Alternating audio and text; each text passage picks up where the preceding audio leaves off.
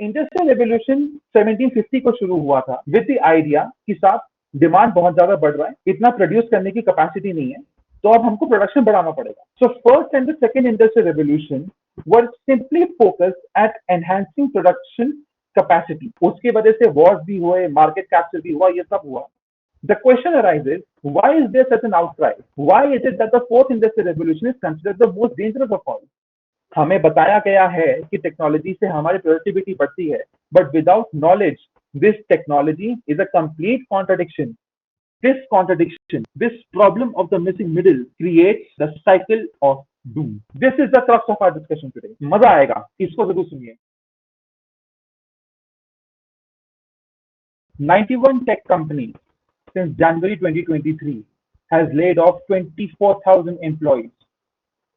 Byju's, the edutech poster boy of the Indian startup ecosystem, has sacked 4,000 of its employees in the last 2 to 3 months, and that includes the senior management. This is not only limited to the Indian startup scenario or the Indian scenario per se. If we look at what Elon Musk did with Twitter, he has reduced Twitter's workforce by 80%. Namaskar. My name is Shivam Mukherjee. I'm a civil services aspirant, and today you and I shall be discussing the fourth industrial revolution and the cycle of doom. Automation is great for business. It enhances productivity, profitability, and inspires as well. However, what we sometimes miss is the price that we have to pay. Sometimes the price is as dear as human dignity. Let me take you through the content of the presentation before we start. We'll start with the basis of the divide, the haves and the have-nots. I'll quickly take you through the evolution of the Industrial Revolution. We'll then see how the fourth Industrial Revolution is a leap ahead from automation to mechanic cognition. The three topics will take us to the crux of the discussion today, the cycle of doom. It is not a theory per se, it is just an idea that I have come up with, and I promise you it will be interesting. The cycle of doom goes on to prove how technology is a contradiction rather than an affirmation. How this contradiction manifests on the ground. We'll see these examples one by one. And towards the end, we will try to understand the lessons that we can take from the current scenario and its solutions. The basis of divide, haves and have-nots. अब इस बात को समझते हैं. हर society का एक common resource होता है. उस रिसोर्स को अटेन करने के लिए हर सोसाइटी टूल्स बनाती है. अब ये टूल्स बनाने की प्रक्रिया ऐसे आगे बढ़ती है कि एक माइनॉरिटी उस टूल्स को परफेक्ट कर लेती है और दूसरी मेजॉरिटी उन टूल्स को अपने पास एक्सेसिबल नहीं कर पाती है. Now what this does is that it creates a divide in the sense that those with the tool will have better access to resources and those without will not be able to access the resources to that extent and therefore will not be able to make the most of it. This creates discontent in society and eventually what is predicted by some perspectives is conflict. I'll take a quick example. If we take the ancient society as an example, those hunters and gatherers who were able to perfect the hunting tools using bronze, they had surplus food, and that majority which could not did not have enough food for themselves. Therefore, the majority without the tools were at the mercy of the minority with the tools for the resources. It's a simplistic and a primitive example, but this analogy can be drawn for all societies across time. So this is the basis of divide between societies, haves and have-nots. Please इसको ध्यान में रखिएगा. अब इसको इस idea को side में रख के हम क्विकली इंडस्ट्रियल रेवोल्यूशन देख लेते हैं. इंडस्ट्रियल रेवोल्यूशन 1750 को शुरू हुआ था विद द आइडिया कि साहब डिमांड बहुत ज्यादा बढ़ रहा है, इतना प्रोड्यूस करने की कैपेसिटी नहीं है, तो अब हमको प्रोडक्शन बढ़ाना पड़ेगा.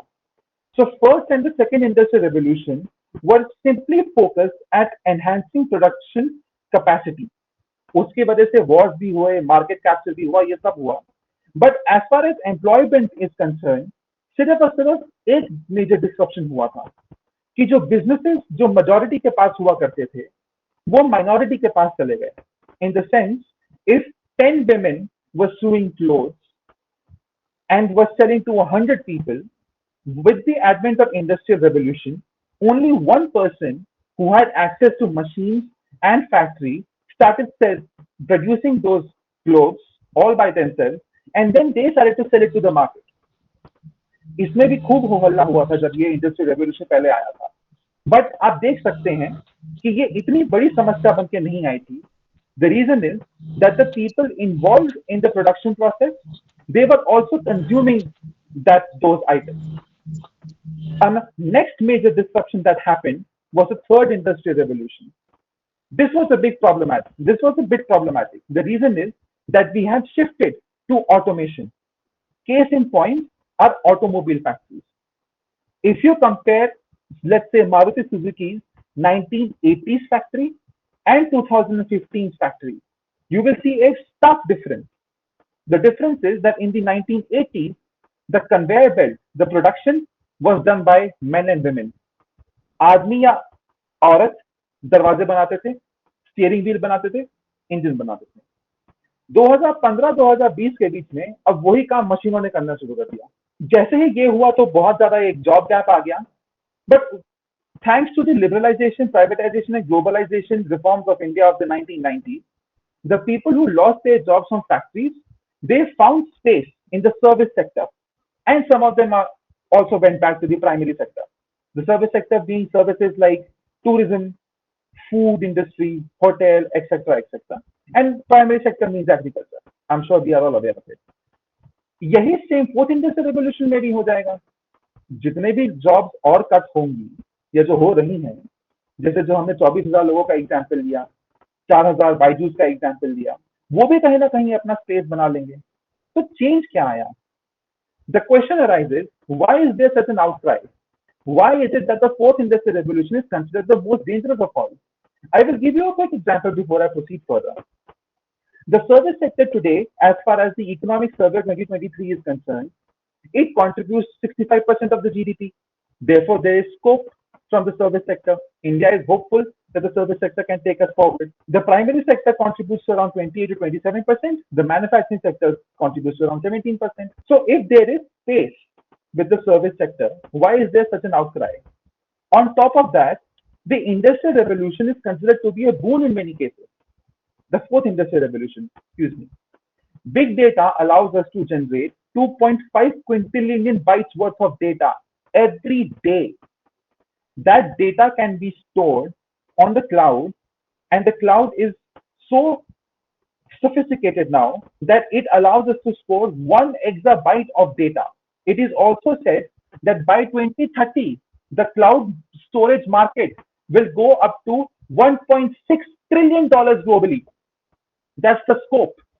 With so much data and so much storing capacity, if we put this data in artificial intelligence, it will only give us better results and better decision making.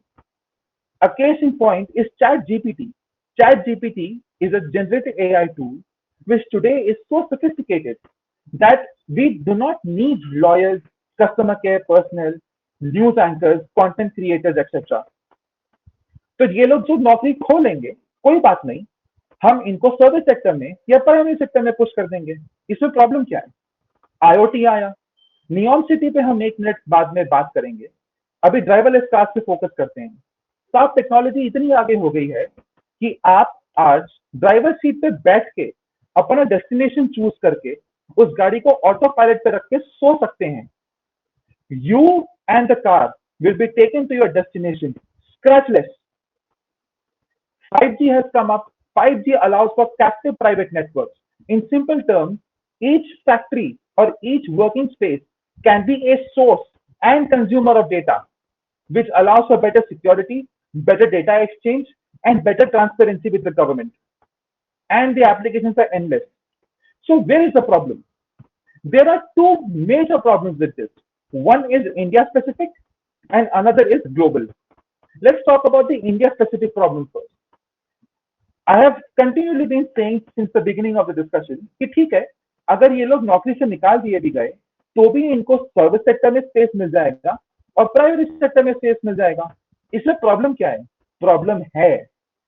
Problem ये है that the service sector and the primary sector are now saturated.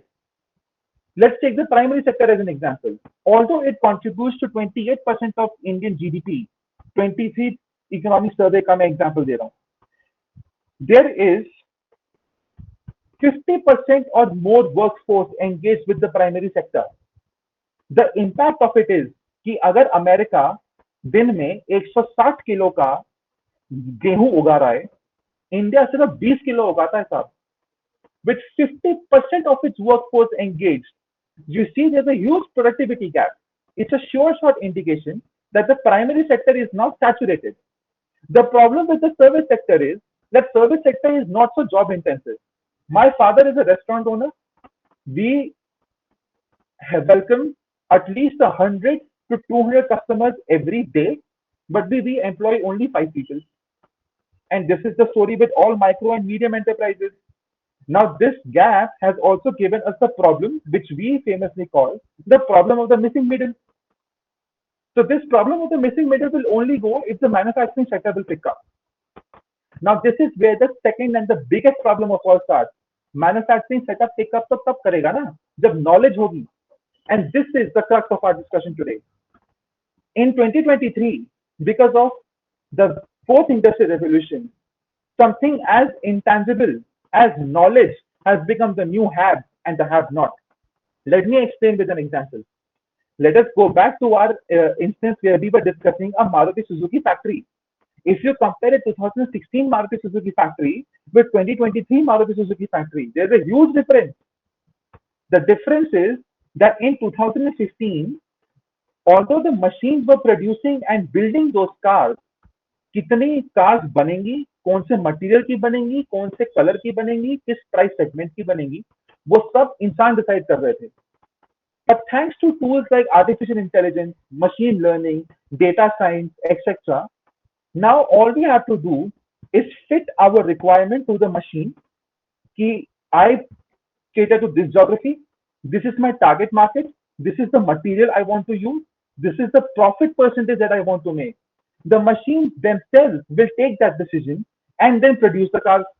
They will also give us statistics. Therefore, better customer feedback. This are the changes that you need to make in your car.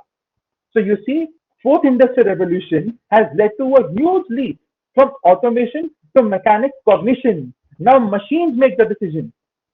Therefore, जो factory पहले 200-300 लोग चलाते थे, अब सिर्फ 20-30 लोग चला सकते हैं. You see the gap. This is the problem with the fourth industrial revolution. Number one, we don't have this workforce who will lose out on this disadvantage to accommodate somewhere else. And on top of that, the knowledge itself is so complicated that it is not easily accessible. This contradiction, this problem of the missing middle creates the cycle of doom. This is the crux of our discussion today. मजा आएगा, इसको जरूर सुनिए. ये जो knowledge gap आप यहाँ पे देख रहे हैं, जैसे ही ये नॉलेज गैप बढ़ता जाएगा, वैसे वैसे एक कल्चरल गैप भी बनेगा. Now obviously, if 200 people, let's assume that we are taking a set of 200. If out of 200, 20 people are running the factory, the 180 people, they are not employed anymore. We have already discussed that the service sector and primary sector are saturated, right? Therefore, the difference in pay will be so much that people with knowledge will eventually end up getting a better standard of living, and therefore they will live a better life. And those who do not have the necessary knowledge, who don't understand machine learning, artificial intelligence, IoT, they will be at a huge disadvantage doing menial jobs, and therefore the inequality will further increase. In any which case, if we take Oxfam Survival of the Richest Report 2023 as an example, 40.8% of Indians today sorry, my mistake, 1% of Indians today hold 40.8% of wealth. This gap has the potential of further increasing because of the knowledge and the cultural gap. Combined, they also create a job gap, and this time it is unique to the fourth industrial revolution that the jobs will only stay with those who have the knowledge because they will monopolize it. मैं इसका एक example देता हूँ, real life example. कल मैंने I am BTech computer science student, but कल मैंने इस प्रेजेंटेशन के लिए एक गुड़गांव के नामी इंस्टीट्यूट को कॉल किया कि साहब मैं बीए पॉलिटिकल साइंस का स्टूडेंट हूँ, लेकिन मेरे को समझ में आ गया कि आर्टिफिशियल इंटेलिजेंस के बिना काम नहीं बनेगा. मेरे को सीखना पड़ेगा. I don't have any prior knowledge on artificial intelligence or machine learning. Can you teach me? And he very blindly said that yes, we will teach you, we'll make you an expert. It's going to be a year-long course. You only have to spend time on the weekend. But sir, there will be a fee. I asked him, what is the fee? He said 5 lakhs. Can all of us afford 5 lakhs? I can't. Therefore, this is unique to the fourth industrial revolution that this job gap will not only stay among those who have the knowledge, there will also be forces which will try to monopolize it. And since we don't have the people who will miss out on the opportunities to make them go anywhere else, the situation will worsen. This also happened in the third industrial revolution that the need of jobs will decrease. This time, what's new are two new phenomena. The number one phenomena is that there will be a shift in capital from productive capital to parasitic capital. Now, I am a student of sociology, so here is a sociological perspective for you. The Marxian perspective suggests that all capital spent on the welfare of the workers are productive capital, and all capital which are anti-welfare of the workers are parasitic capital.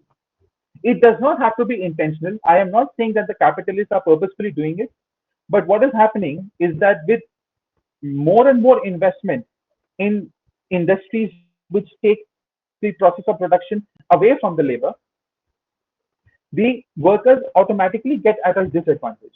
In the fourth industrial revolution, the disadvantage is even bigger. There are statistics in the future of this presentation that I will present to you. The second phenomena that is happening is that there is no real production. Let me give you an example. Delhi university में north campus famous है fest के लिए.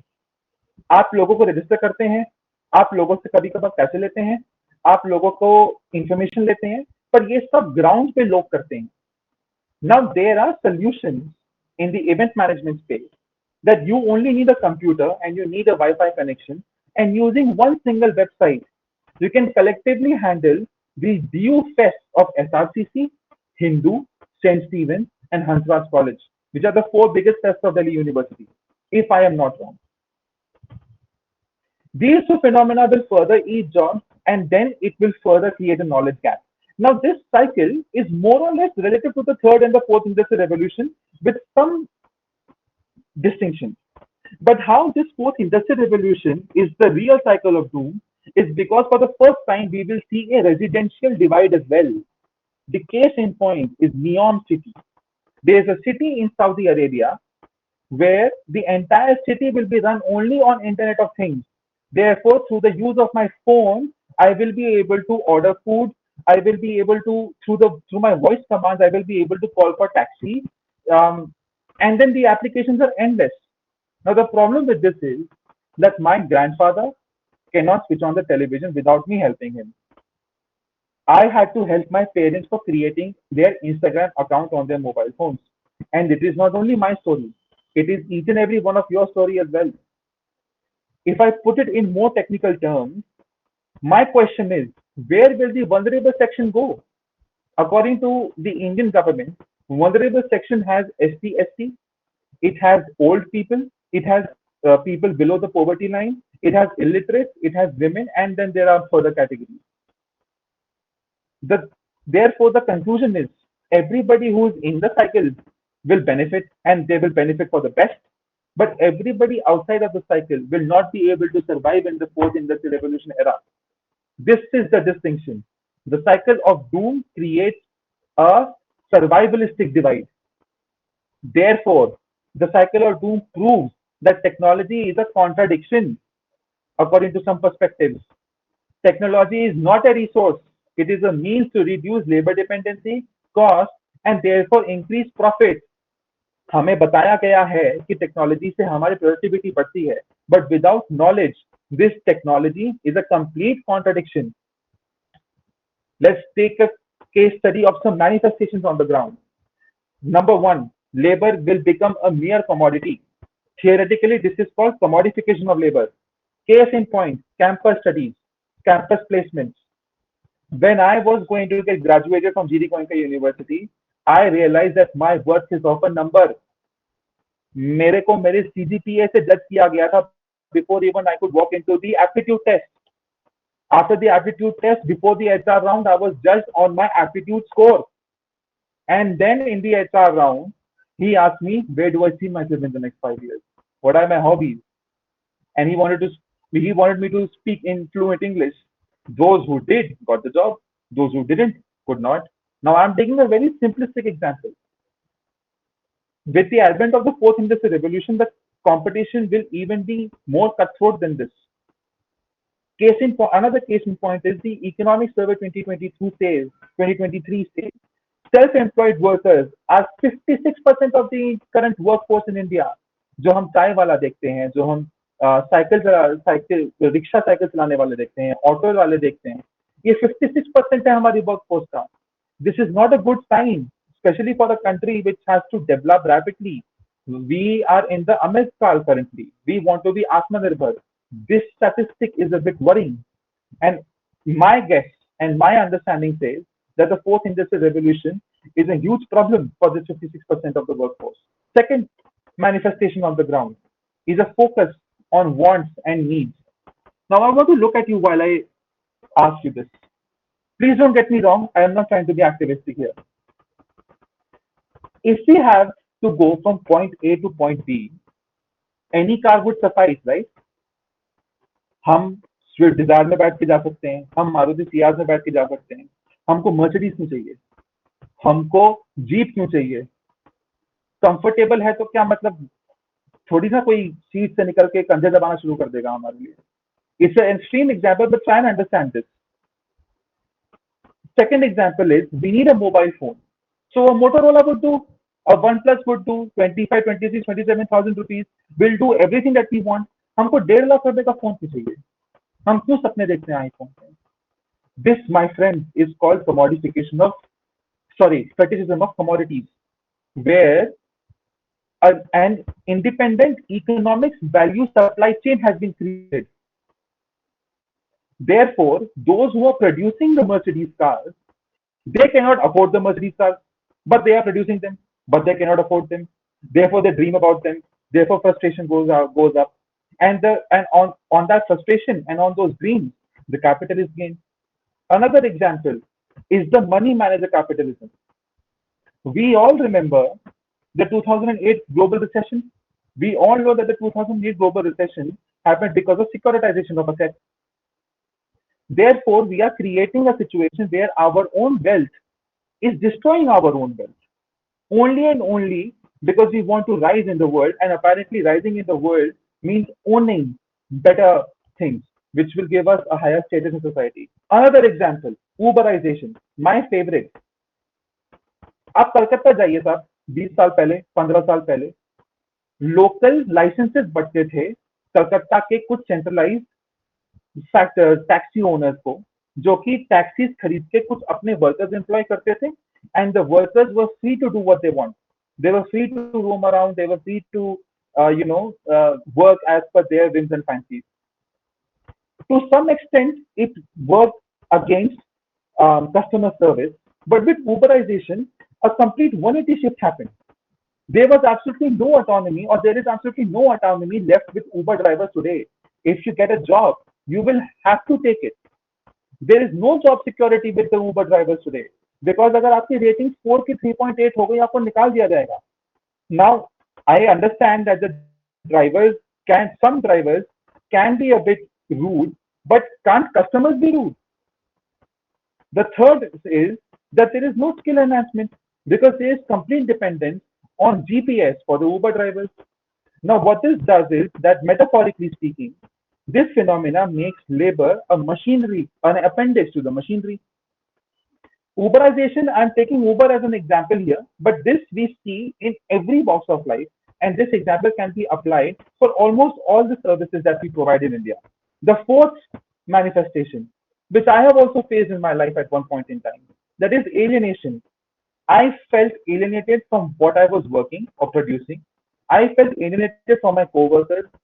I felt alienated from my place of work as well, and eventually that led to alienation from self. Example is given by the Oxford University Press, the Goblin Mode, where The people currently in Indian MNCs and everywhere outside the world, this study was by the way conducted in the United Kingdom. People want to do the bare minimum and they want to get away with just a monthly salary. ये तो वही बात होगी कि मैं Monday से Friday कमाऊंगा और Saturday Sunday अपने दोस्तों के साथ जाके बाहर घूमूंगा, पार्टी करूंगा। उसके लिए मेरे को नौकरी रखनी है, तो उसके लिए मेरे को जो बेयर मिनिमम करना है वो मैं वो करूंगा। I am giving an example, but understand it from the state and nation's perspective.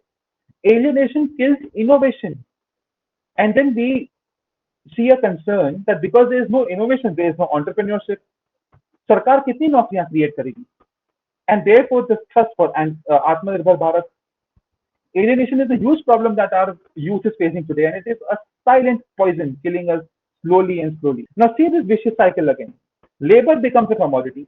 Their wants are greater than the need. There is the exploitation of labor, which is also called appropriation of surplus value of labor. There is alienation, and then there is a knowledge gap leading to the cycle of doom. This vicious cycle leads to mass layoffs. The solution is simple, is to minimize the knowledge gap, and this is what I will be talking about in this segment. The knowledge gap is a reality we will all have to accept. The fourth industrial revolution will create certain gaps in knowledge, like every revolution does. However, our responsibility is to make sure as a society that we minimize it to create inclusive growth. The number one responsibility falls upon us, the youth of India. India के demographic dividend क्यों कहा जाता है? Because our average age is 29 years old, 28 years old. We cannot let, we cannot allow somebody else dictate terms. We cannot rely on our government. We cannot rely on our parents because it is our responsibility to take care of them. We cannot rely on the capitalists to take care of us. It is us who will have to take care of us. Therefore, let's start getting comfortable with IoT and AI tools. We can start off with Google AI and Microsoft AI. There are so many open source platforms. We can also pay for ChatGPT. I have, and the $40 are worth every penny. The second lesson that we can learn is the capitalist stakeholders need to share benefits with the workers to avoid discontent.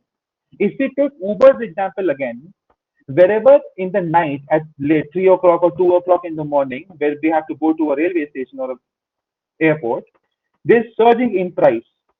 But that surge in price only benefits the Uber corporation. The remittance given to the taxi driver remains the same. पर वो भी तो बेचारा रात के 2-3 बजे गाड़ी चला रहा है ना. Therefore, we need an equitable distribution of wealth and use of technology to enhance consumption rather than reducing it. The third example is the government needs to equip the demography with AI knowledge now, like yesterday, not even now. This is my opinion. I'm sure Mr. Ranjan sir will correct me if I'm wrong. The National Education Policy, PM Shri, the Eklavya Model School, the Anganwadi system, etc., etc. All of them are great, but there is a huge problem, in my opinion. We are still focusing on making sure that education infrastructure goes to the last Indian. Sir, it has been 75 years of independence.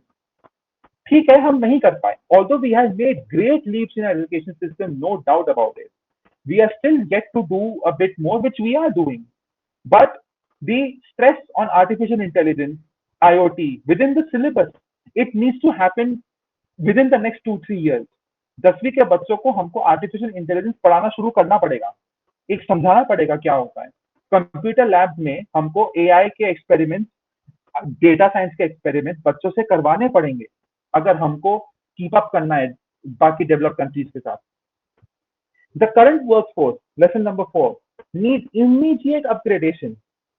हमारे current workforce को immediately uplift करने की जरूरत है. 2014 में मनरेगा 2.0 का concept आया था कि हम लोगों को अपस्किल करेंगे. Then there are schemes like प्रधानमंत्री कृषि विकास कौशल विकास योजना. Then there is the National Skill Development Mission. So these schemes need to be utilized to upskill people in the fourth industrial revolution relevant tools and marketable skills. The fifth one, promote innovation from bottom up and not through filtration. I'll take an example. ISRO rocket development, right from Rohini to RLV, has come from ISRO and then it has trickled down.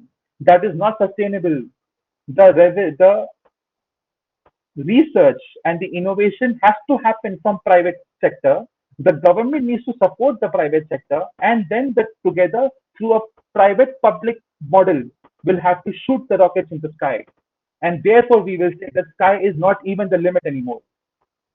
इसीलिए जो विक्रम का जो air shoot हुआ, जो rocket launch हुआ, वो इसीलिए बहुत ज्यादा महत्वपूर्ण है हमारे स्पेस इकोसिस्टम के लिए, because first time the private sector was involved. And lastly, which is not the complete solution, but it is an augmentation which has to happen simultaneously, we will have to promote entrepreneurship in labor intensive industries. Everybody will eat food till people die. Everybody will wear clothes till people die.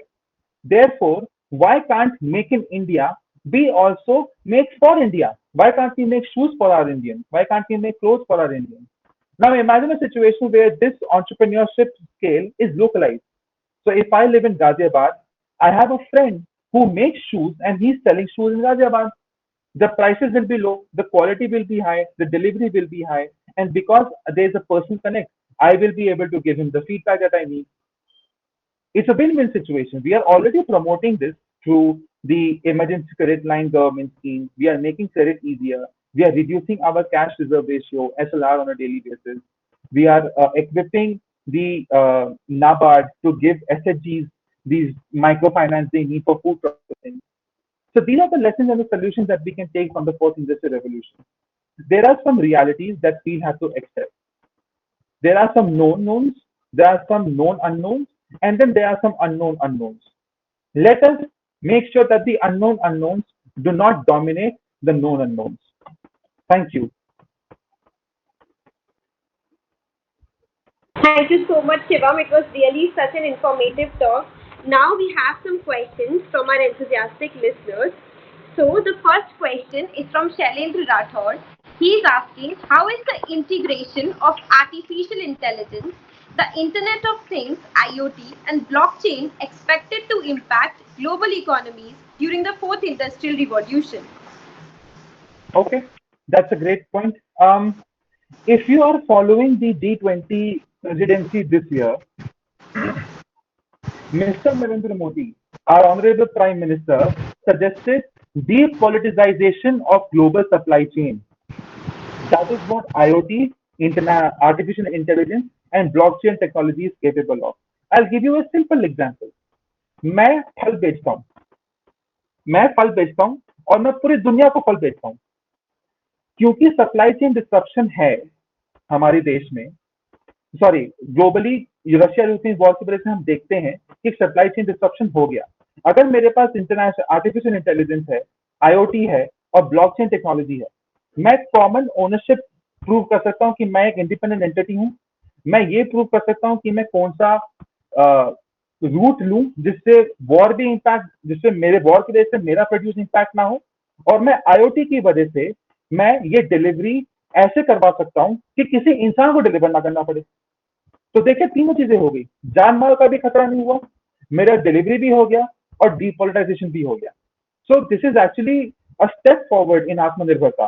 But then again the problem is कि because ये सब चीजें साथ में होने से जो loss होगा जॉब मार्केट का, वो impactful इस तरीके से होगा कि unemployment will increase as we have been discussing earlier. Therefore, as we ended, the knowledge will is a reality that will happen, but we'll have to augment the knowledge gap in such a way that we minimize it to promote inclusive growth. I hope I was able to answer the question. Okay, yes. And the next question is from Shiva Tiwari. She is asking, how is the fourth industrial revolution expected to influence global environment sustainability? Okay, okay. So there are two things in climate global environment. One is adaptation and one is mitigation. Mitigation is when you solve the problem. Example is जो हम news में देखते हैं, Paris agreement, Kyoto protocol, हम जो ये सब news में देखते हैं उसको मिटिगेशन कहते हैं.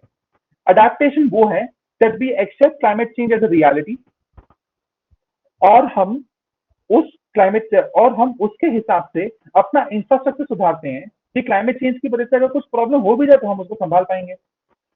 With the fourth industrial revolution, we will be able to possess so much data that we will be able to make preemptive actions. In the sense, if I know that this particular area is a flood area, right, flood prone area, I will be able to, through I will be able to make a decision that this is how the river course is and this is where the river course is going, and I can adapt to it automatically.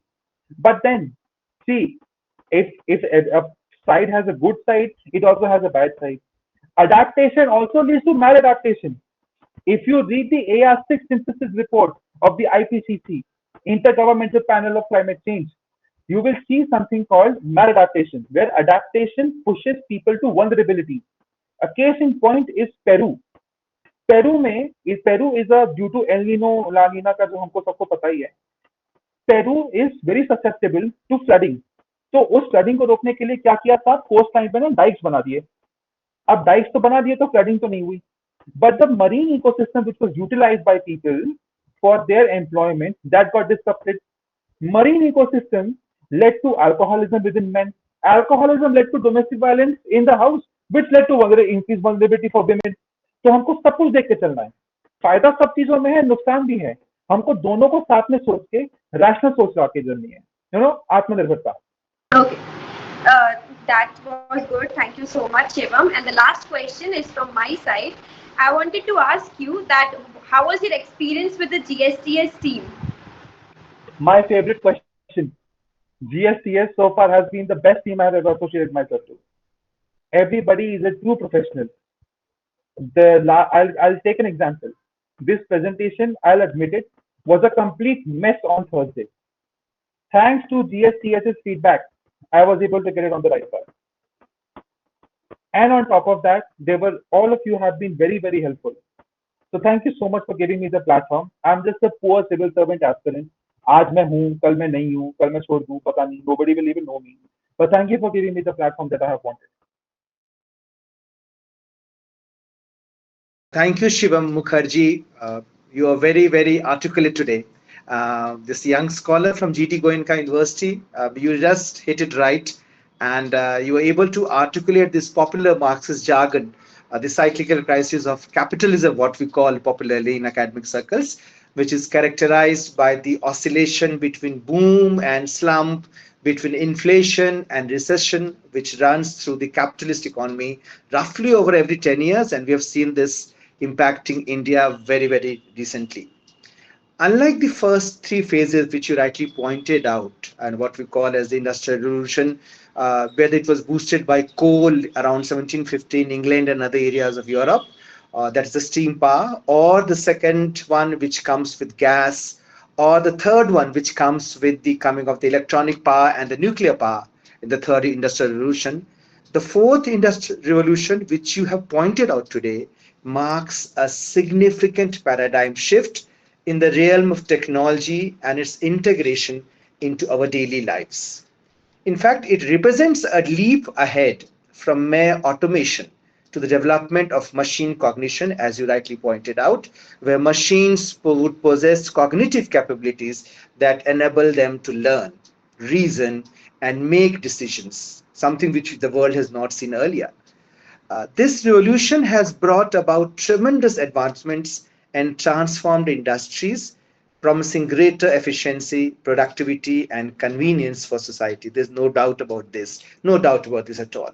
However, as you rightly pointed out, with profound technological advancement, the fourth industrial revolution comes with its own set of challenges and contradictions that warrant very critical examination, one having been raised strongly by you today, Shivam, but it has some serious concerns, whether it's about knowledge gap, whether it's about alienation. You had a range of adjectives to tell us what's all going to come in the store, and I hope the present regime, the present Ministry of Education is listening to what you have raised today. At its core, the fourth industrial revolution is characterized by the fusion of physical, digital, and biological technologies. We have learned that. This convergence has given rise to innovations such as artificial intelligence. Everyone knows about that now. The Internet of Things, autonomous vehicles, and of advanced robotics. These technologies have already demonstrated in India and also abroad that they have a tremendous potential to revolutionize various selections, including manufactures, healthcare, transportation, and communication. And as we move forward, they are likely to create new opportunities and disrupt traditional industries, and that's where the concern is, leading to shifts in the job market and global economy all over the world. One of the central contradictions of this revolution, the fourth IR, lies in its duality of technology, both as an enabler and also as a disruptor. तो हम पढ़ते थे बचपन में विज्ञान वरदान या अभिशाप, ये बिल्कुल अभी भी चरितार्थ हो रही है. Technology as an enabler as well as disruptor. On one hand, it offers tremendous possibilities to solve pressing global changes, ranging from climate change, you raised this point, and resource scarcity to healthcare and education. The integration of artificial intelligence driven solutions in sectors like agriculture can optimize resource usage, leading to sustainable practices. In fact, advanced medical technologies can also revolutionize healthcare delivery, improving diagnosis accuracy and treatment outcomes. There's a lot of scope in cancer treatment with the coming of the AI. We know that. However, on the other hand, there's technology which can aggravate existing inequalities and create new ones. Whether you're a Marxist or whether you're non-Marxist, but you are a human being and you will actually be able to see that existing inequalities would further increase with the coming of the fourth industrial revolution, as automation and artificial intelligence would replace certain jobs and there would be concern about job displacement leading to economic and social disparities, which Shivam also rightly pointed out. And this is going to be very, very serious in the Indian context. Additionally, access to the latest technologies and digital infrastructure might be unevenly distributed, creating a long, very strong digital divide. We saw that during the COVID period, how there was a digital divide in the Indian classrooms. So there is possibility that it will create a digital divide that hinders social mobility and economic growth in the disadvantaged communities in India. The focus on wants versus needs, I'll repeat again, wants versus needs is a very crucial aspect to consider upon, which Shivam talked about today, and that makes us think today. While technology has the potential to cater to our wants and desires, it can surely sometimes overshadow the importance of addressing the genuine human needs. The constant push for consumerism and the allure of novel gadgets. I've seen everyone going after Apple 13, 14, 15. I mean, they are all allured by these novel gadgets and gizmos around us. I see that happening in my family, my children too. And services around us that may lead to a culture where consumption is going to be prioritized over sustainability and ethical considerations. And that's the fear which all of us have today. Striking a balance, therefore, between catering to the desires and addressing pressing needs such as environmental conservation and societal justice becomes very crucial for ensuring that technology benefits are utilized responsibly in this country. Moreover, as we rely more on artificial intelligence, is going to come, it's almost there, uh, and machine cognition, ethical dilemmas are going to arise more and more now. That's clear. Shivam has very rightly raised today pointed questions concerning the knowledge gap, data privacy, algorithmic biases, and the potential loss of human agency itself. Just imagine we don't have any agency in decision making and therefore demands careful attention. Transparency, fairness, and accountability are going to be essential principles to uphold us as we navigate these ethical implications of the fourth IR, which Shivam talked about. Nevertheless, to harness the transformative power of this revolution for the greater good, Much collaboration will be required between the government, between the state governments within the country and abroad. Industries and civil society is going to be paramount.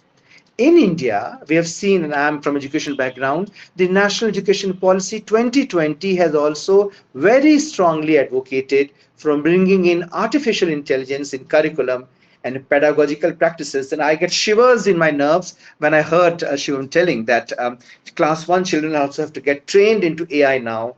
And I don't know what is going to happening to their critical thinking experiences. And this is being seriously questioned across the nation today.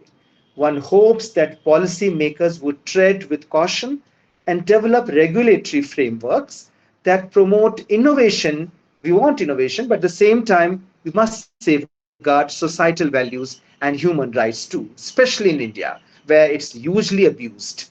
Additionally, fostering a culture of responsible innovation where tech companies prioritize ethical considerations in their products and services is also going to be very crucial. In fact, investing in education and upskilling programs is another critical step.